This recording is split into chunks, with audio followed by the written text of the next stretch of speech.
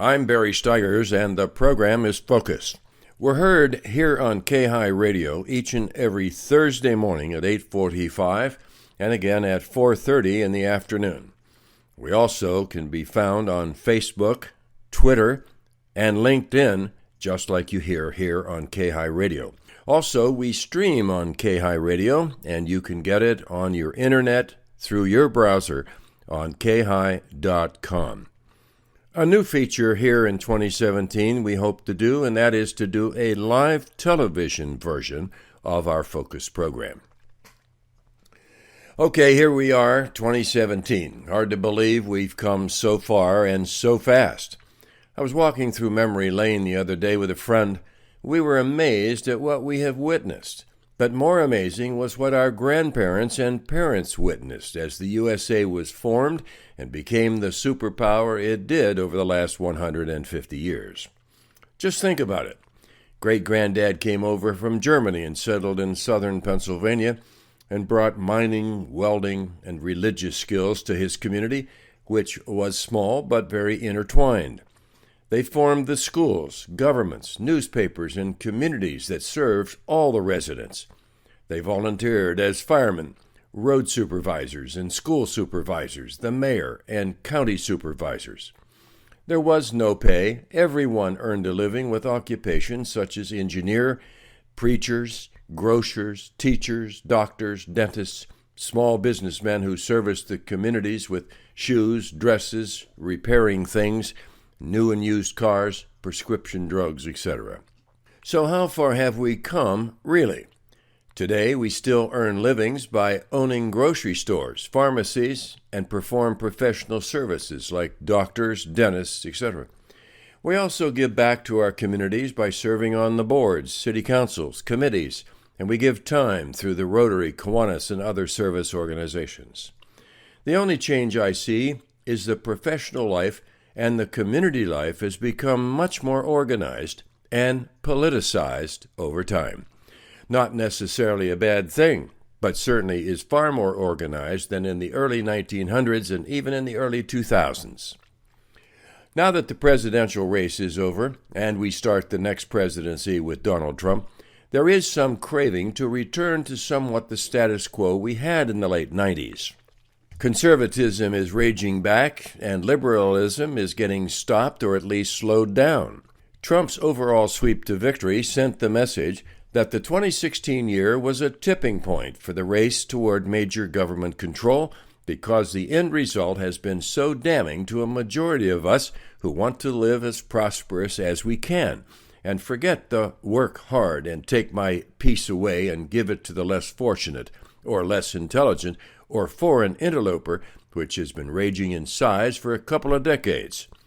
In other words, the message appears to be, if you want to come to the United States, be legal, pay your dues like the rest of us who were born here, and take advantage of all opportunity to succeed, but forget the free ride at my expense.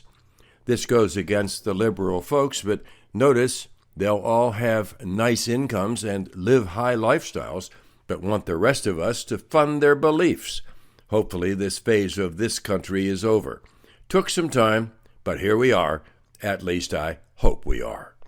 This week we're in an interesting change-over condition. The White House calls it transition. What they mean is there is where the new power structure takes over and the daily running of the government, and the old crew must leave and find work elsewhere. To show how petty this can be, remember when Bush took over the government as president? After winning the election, all computer keyboards in the White House had the key W removed. Now really, isn't that as petty as one can get? Where is the professionalism that we promised each change of the presidency? We have it again with Obama and Trump. They talk a good game, but I believe we will see some real petty crap from the outgoing team toward the incoming team. The good news is Trump has his own White House in New York City at Trump Tower, and the obvious in the White House will obviously be obvious. I woke up Tuesday and was extremely disappointed to hear that the Republican caucus had met in Washington, D.C. on Monday night behind closed doors and voted to gut the ethics process over the House. What incredible arrogance! Gut the powers of the Ethics Committee? Why? This is like letting the gangs in this country write their own rules.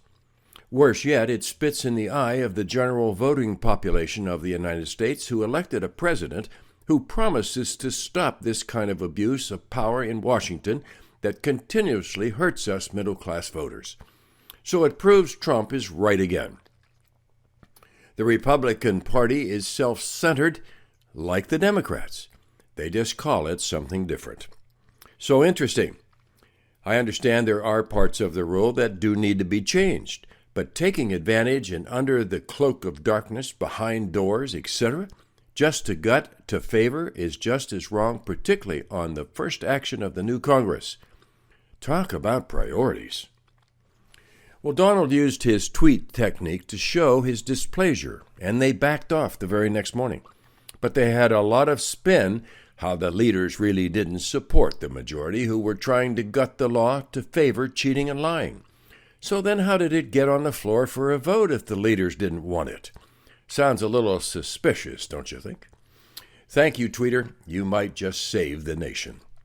I also have noted the reporters in discussions on the talk shows showing displeasure at Trump's use of Twitter to gain instant access to the mass population and not letting the press absorb, recreate, and spin it, which would take days, and then it would be too late. Used to work that way, and hopefully those days are gone. Kind of reminds me of Ronald Reagan, who threatened to go to the public when the back pressure got unreasonable. I guess Donald Trump read his book. Even after this intelligence analysis, I'm still mad at the elected political Republican Party, who on the first day back at work put their own personal agenda above the best of the country. Really a sad day this way. Trump, you better make it happen and bring these buffoons into line.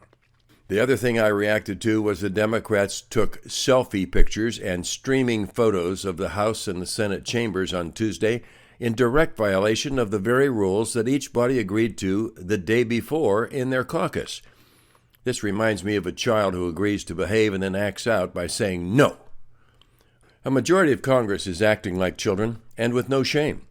Shame on them. Maybe the leadership in Congress and the Senate don't have the leadership skills, and maybe they should be fired. Another conversation I had this week was, what influence will Obama have after the change of presidential power? I know Obama really believes he will be able to protect a lot of his legacy by living in Washington after he's out of office. But the reality is that he will probably be a lonely politician and no one will care a hoot about his thinking and his concerns. There is that old saying, the king is dead, long live the king. What it means is that the loyalty goes to the power in power at the current moment. The other thing I heard today is that Donald Trump and his wife have bought a new home on the very same street the Obamas will be living on in Washington, D.C. As we look at history, each leader exits the great power of this office differently.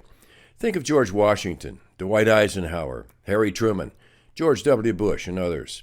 They all went home. They all left Washington and said, I'm done. I'm now going to get out of the way and let the new person take over. Maybe General George MacArthur had the right focus on this transition of power when he said in a speech before the U.S. Congress in April of 1951, in war, there can be no substitute for victory. And then he said, and old soldiers never die, they just fade away. So do our current leaders just fade away? Doesn't appear that way when we examine the Clintons and the Obamas. They stay involved and want to continue their legacy even after the general population exhibits a rejection of their philosophy and a demand for change. There were some other funny and suspicious moves over the last few hours. One is here in the state of California.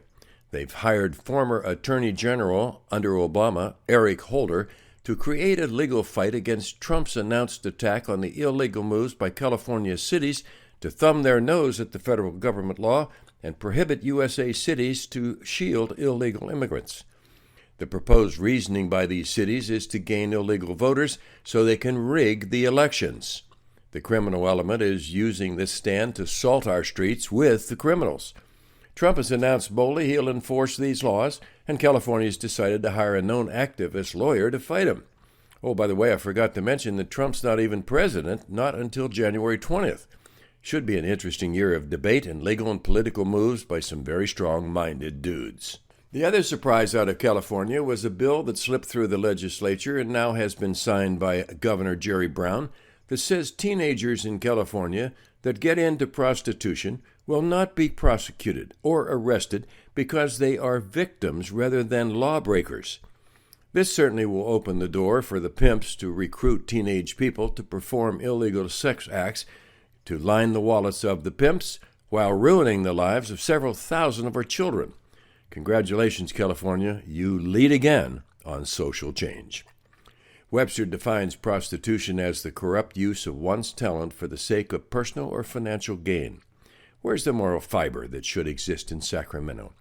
Why wouldn't we want to protect our children rather than treat them like victims? Or maybe there is a money incentive here. Maybe if they're treated as victims, the California government will get some more federal dollars. But then the question is, so how are they going to spend those dollars? This and next week will certainly be interesting as the change of power in Washington and across the country transitions. We've already seen several changes as Ford announced the cancellation of their new planned $1.6 billion factory to make automobiles and to build them in Mexico. They'll now be built in Detroit. There's already major protesting in Mexico over major gasoline tax increases, and now with the loss of the potential of 3,600 jobs, now back to Detroit, the press is crying foul at the incoming Trump administration. The news anchors last night had several guests on that were decrying Trump for not pursuing the charge that Russian Prime Minister Putin was responsible for hacking into the USA electoral system and therefore helped Trump get elected over Hillary Clinton. Trump has repeatedly said he has not seen any verifiable facts that they were in fact involved in any way. The WikiLeaks founder, publisher, and Australian internet activist John Assange appeared on the Hannity program on Fox Cable News and said flatly that the Russian government and Vladimir Putin were not behind any of those leaks that he has taken credit for. Trump tweeted last night late that he's going to restructure the Office of National Intelligence and still says he has not been convinced the Russians were involved. Even though these guests and reporters are pounding on Trump, they have not been given any proof by the U.S. government either. And now the important briefing that was going to happen with Trump has again been postponed.